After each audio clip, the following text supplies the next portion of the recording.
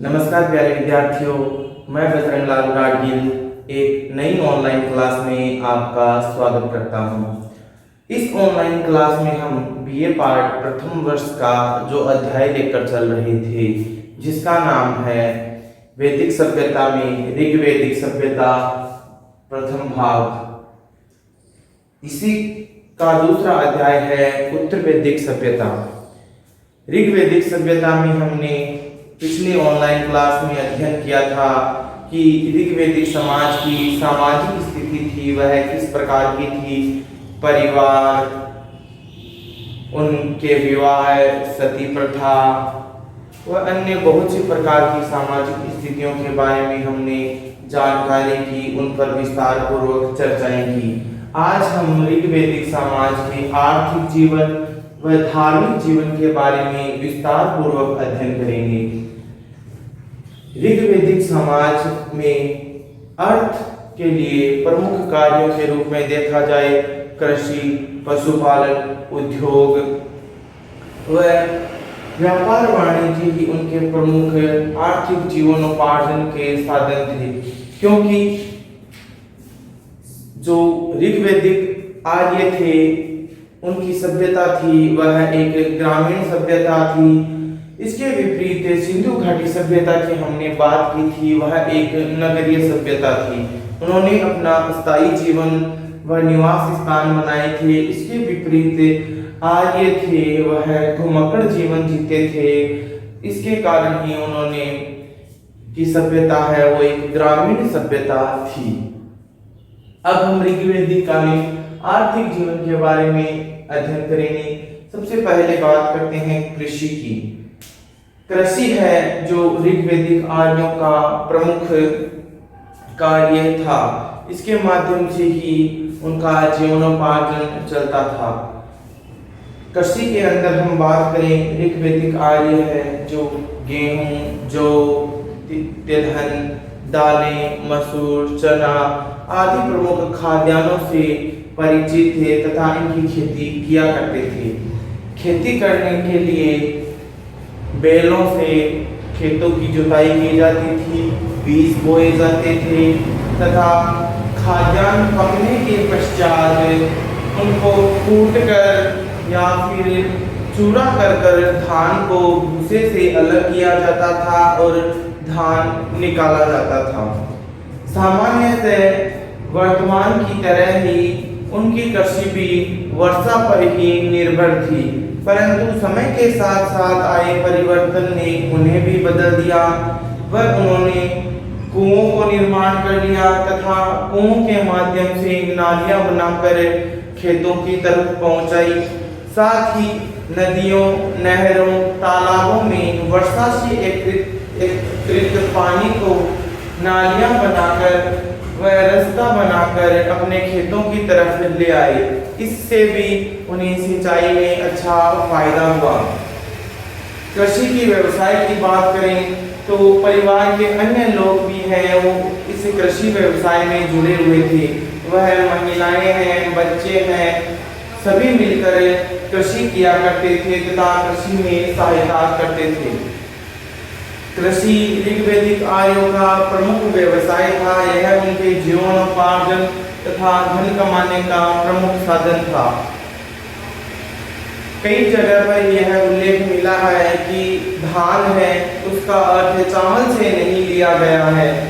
कुछ विद्वानों का कहना है कि सप्त सिंधु क्षेत्र की जो जलवायु है वह धान व चावल के लिए अनुकूल नहीं थी। इस कारण कई विद्वानों ने धान चावल का अर्थ है वो अन्य के रूप में लिया है।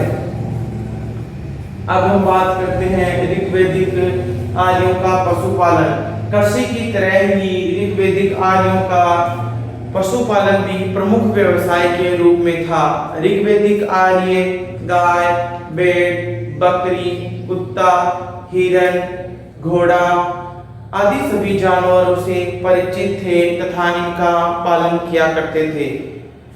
गाय है उसका एक विशेष महत्व था तथा गाय का दूध है उससे बना जो भोजन है ऋग्वैदिक आर्यों का प्रमुख व प्रिय भोजन माना जाता था। तत्कालीन ऋग्वैदिक समाज में गाय को मुद्रा के रूप में प्रयोग किया जाता था तथा वस्तु विनिमय के रूप में मुद्रा का ही प्रयोग किया जाता था। अधिकांश जो युद्ध व लड़ाइयाँ हुई थी वह गाय को लेकर ही हुई थी। इसके अलावा गाय के अतिरिक्त अन्य पशु जैसे भेड़ है, बकरी है आदि सबका पालन मांस व दूध के लिए किया जाता था। गाय का जो बछड़ा है वह बड़ा होकर बैल बनता था तथा उससे खेती में उपयोग लिया जाता था। साथ ही माल ढोने के लिए भी बैल का उपयोग लिया जाता था। घोड़ा ऋग्वैदिक कालीन आर्यों का प्रमुख और प्रिय पशु था। वह घोड़े की सवारी करते तथा रथ खींचने, घुड़दौड़ तथा माल ढोने के उपयोग में घोड़े का प्रयोग किया करते थे। ऋग्वैदिक कालीन आर्य पशुपालन करते थे तथा पशु पालन के साथ ही वह पशुओं के लिए चारा उपलब्ध करवाने के लिए कृषि खेतों को गांव के समीप ही रखा करते थे, जिससे पशुओं के लिए पर्याप्त मात्रा में चारा उपलब्ध हो सके। पशुपालन कृषि की तरह उनका एक प्रमुख व्यवसाय था, जिसके माध्यम से उन्हें धन, आर्थिक जीवन चलता रहता था। अब हम बात करते हैं उनके घरेलू उद्योग धंधों के बारे में। तत्कालीन ऋग्वैदिक समाज में सामान्य घरेलू उद्योग धंधे थे, जैसे कि हम बात करते हैं कपास, जैसे सूत बुनना, वस्त्र निर्माण करना, बढ़ई का काम, कुम्हार का काम व धातु को गलाकर अनेक प्रकार के सामग्रियों को बनाना प्रमुख उद्योगों में से था। जैसे कि हम बात करें, बहुत से लोग हैं वो विभिन्न प्रकार के धातुओं को गलाकर अलग अलग प्रकार की सामग्रियां बनाया करते थे। ऋग्वैदिक कालीन समाज के लोग अनेक प्रकार के धातुओं से परिचित थे। ऋग्वेद में अयस्क नामक एक धातु का उपयोग के लिए शब्द मिला है, परंतु इतिहासकार इस शब्द को लेकर स्पष्ट नहीं है।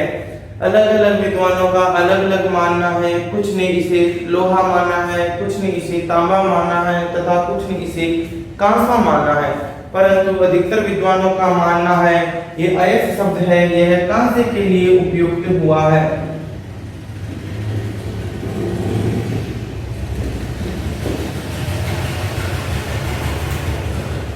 ऋग्वैदिक आर्य सोने व सीसा से भी परिचित थे। ऋग्वैदिक आर्य सोने को हिरण्य पिंडक कहते थे।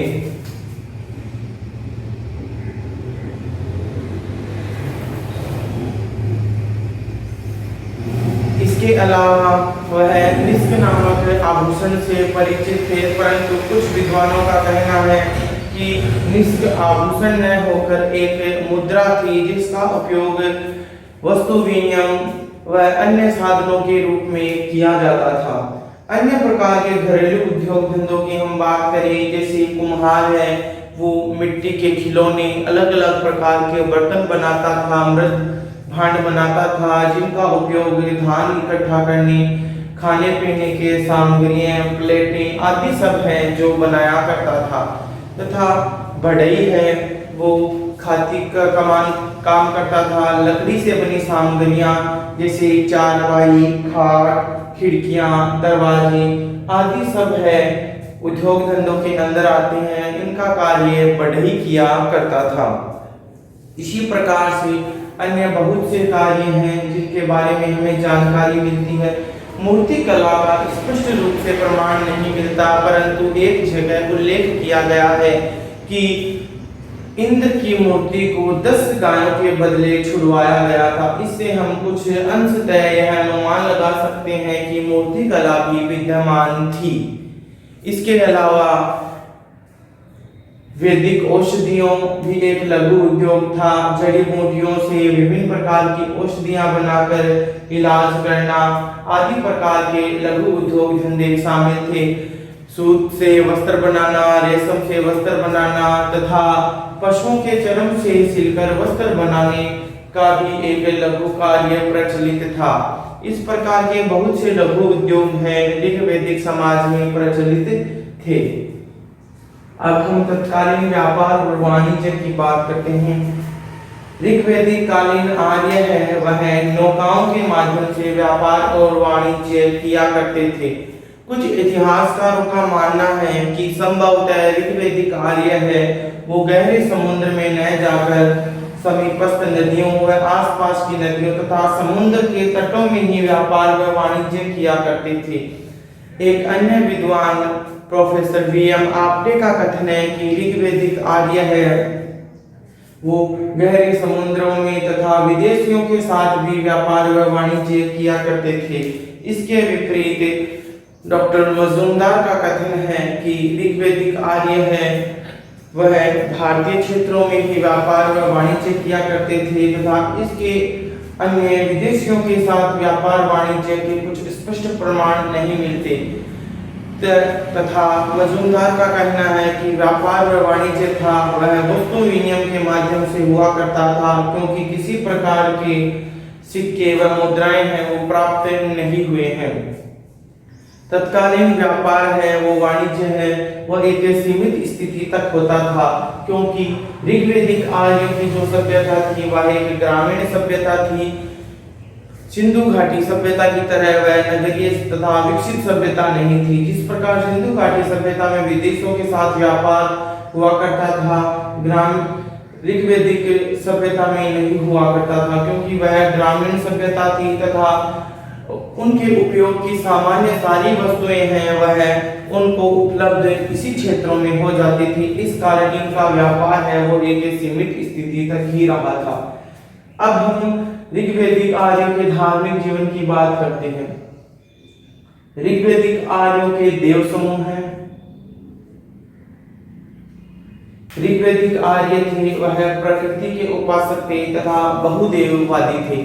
प्रारंभ में ऋग्वैदिक आर्यों ने सर्वप्रथम उन्हें अपना देवता माना, जिनसे उन्हें जीवन शक्ति तथा मानसिक प्रेरणा मिली। उन्होंने अपने देवता का रूप प्रदान किया। सर्वप्रथम उन्होंने ध्वंस, आकाश तथा पृथ्वी को देवता मानकर पूजा अर्चना की। उनका मानना था कि इन दोनों के माध्यम से ही जीवन यापन संभव हुआ है तथा इन दोनों को अन्य सभी देवताओं का भी जन्मदाता मान लिया गया। और समय के साथ परिवर्तन के साथ धीरे धीरे उन्होंने वरुण नामक देवता की व अन्य देवताओं को अनेक रूप दे दिए, जिनमें वरुण नामक देवता की उत्पत्ति हुई। वरुण देवता को पृथ्वी और आकाश के मध्य का देवता माना गया तथा अंतरिक्ष की सभी वस्तुओं का निवास है वो वरुण में माना गया है। ऋग्वेद में 30 व इससे अधिक मंत्रों में वरुण नामक देवता की उपासना में मंत्र गाए गए हैं। इसके अलावा मित्र देवता का भी वर्णन किया गया। जिस प्रकार ऋग्वैदिक आर्य बहिर्जगत में सम्मिलित होने लगे तथा बहिर्जगत के अन्य देवताओं का निर्माण भी उन्होंने किया। मित्र और वरुण का संयुक्त रूप में उपासना की जाने लगी, जिस कारण मित्र वरुण देवता कहा जाने लगा। इसके अलावा सूर्य को भी एक महत्वपूर्ण स्थान प्राप्त था। देवता के रूप में वह चर अचर सभी वस्तुओं का देवता माना जाता था। सूर्य है उसे अन्य रूप में सवित कहा जाता था। सूर्य केवल दिन में दिखाई देता था, रात में सवित के रूप में उसकी पूजा अर्चना की जाती थी। इसके अलावा अन्य देव समूहों की हम बात करें तो अग्नि है वह ऋग्वैदिक समाज का एक प्रमुख देवता के रूप में माना जाता था। वह अग्नि को समर्पित 200 मंत्र हैं और ऋग्वैदिक ग्रंथ में मौजूद है, जिससे हम यह मान सकते हैं कि अग्नि प्रमुख देवताओं में से एक था। ऋग्वैदिक आर्य ऋषि, पुरोहित, ब्राह्मण आदि सब है वो यज्ञ, अनुष्ठान, कर्मकांडों आदि सब में देव अग्नि को समर्पित आहुति करते थे, जिससे अग्नि देवता को प्रसन्न करते थे। इसके अलावा हम बात करें इंद्र है वो ऋग्वैदिक आर्यों का सबसे प्रमुख देवताओं में से एक था तथा ऋग्वैदिक ग्रंथ में 250 बार इसका उल्लेख हुआ है तथा 250 मंत्रों में इंद्र का उल्लेख हुआ है। इंद्र है वह वर्षा, आंधी, तूफान का देवता कहा जाता है। एक बार इंद्र ने वत्र नामक असुर राक्षस जिसने बादलों को कैद कर जल को रोक लिया था, उसे पराजित कर बादलों से जल को मुक्ति करवाई थी। देवी देवताओं के व्रत।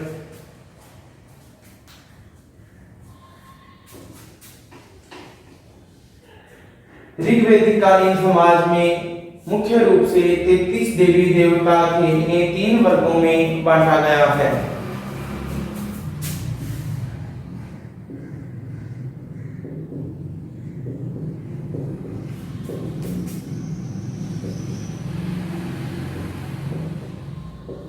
पृथ्वी, आकाश तथा अंतरिक्ष, इन 3 भागों में इन्हें विभाजित किया गया है। पृथ्वी के देवताओं की अगर हम बात करें तो इसमें स्वयं पृथ्वी है, अग्नि है, सरस्वती है, बृहस्पति है, आदि सब देवता हैं वह पृथ्वी के अंदर आते हैं। अगर हम आकाशीय देवताओं की बात करें तो इसमें सूर्य है, उषा है, अदिति है, आदि सब देवता हैं वो इसमें आते हैं। अगर हम अंतरिक्षीय देवता की बात करें, वरुण है, इंद्र है, मित्र है, पर्जन्य है, आदि सब देवता हैं वो अंतरिक्षीय देवताओं के अंदर आते हैं। पृथ्वी को देवताओं के मुख्य रूप से उपासना की गई है तथा पृथ्वी को उर्वरा की देवी मानकर भी ऋग्वैदिक आर्यों ने पूजा अर्चना की है। आकाशीय देवता के अंदर जैसे कि हमने बात की, सूर्य है वह प्रमुख देवताओं में से एक था तथा सृष्टि के चर अचर व सभी कार्य है वो इनकी मर्जी के अनुसार ही होते थे। अब हम बात करते हैं ऋग्वैदिक आर्यों की पूजा उपासना की विधि। ऋग्वैदिक आर्यों की पूजा व उपासना की 2 प्रकार की विधियां थी। एक प्रकार की विधि की हम बात करें तो प्रार्थना, उपासना आदि सबके द्वारा देवताओं को खुश करना इनकी विधि थी। दूसरी विधि थी यज्ञ अनुष्ठानों के माध्यम से देवताओं को स्तुति प्रदान कर उनको खुश करना। यज्ञ कर्मकांड है, अनुष्ठान है, उनका प्रमुख साधन था। इस कारण ऋग्वैदिक धर्म को यज्ञ धर्म भी कहा जाता है। यज्ञों के अंदर घी, सुगंधित वस्तुएं व मांस आदि सब का प्रयोग कर देवताओं को स्तुति चढ़ाई जाती थी तथा दीर्घ आयु, पुत्र प्राप्ति, धन प्राप्ति, शत्रु पर विजय आदि सब की कामना है जो इन्हें यज्ञ हवनों आदि के माध्यम से इन देवताओं से की जाती थी। इन देवताओं से ऋग्वैदिक आर्य उपासना करते थे अपनी शारीरिक स्वस्थता के लिए तथा धन धान्य के लिए, अपने परिवार की सुख समृद्धि के लिए, अच्छी वर्षा के लिए। इस प्रकार से वह इन सब कार्यों के लिए अपने देवताओं की स्तुति करते थे तथा वह पशु बलि भी यज्ञ अनुष्ठानों हवनों आदि में दिया करते थे तथा पशु बलि के देकर भी देवताओं को खुश करते थे। कहीं कहीं पर वृहद यज्ञों अनुष्ठानों की जानकारी मिलती है। इन वृहद यज्ञों और अनुष्ठानों का आयोजन है राजा या बहुत अधिक धनी लोग हैं वो किया करते थे। अब हम बात करते हैं कुछ अन्य बातों की। ऋग्वैदिक प्रमुख देवी देवताओं के बारे में हमने चर्चाएं की, परंतु इनके अलावा भी ऋग्वैदिक आर्य है जादू, टोना, टोटका आदि शब्द को निषेध व पाप समझते थे तथा इनसे दूर रहने की कोशिश करते थे। इसके साथ साथ ऋग्वैदिक आर्य अच्छे कर्म करने पर स्वर्ग की प्राप्ति तथा बुरे कर्म करने पर नरक के कुएं में धकेलने जैसी काल्पनिक स्थितियों पर भी निर्भर रहते थे तथा उन पर भी अपने विचार रखते थे। कला और विज्ञान।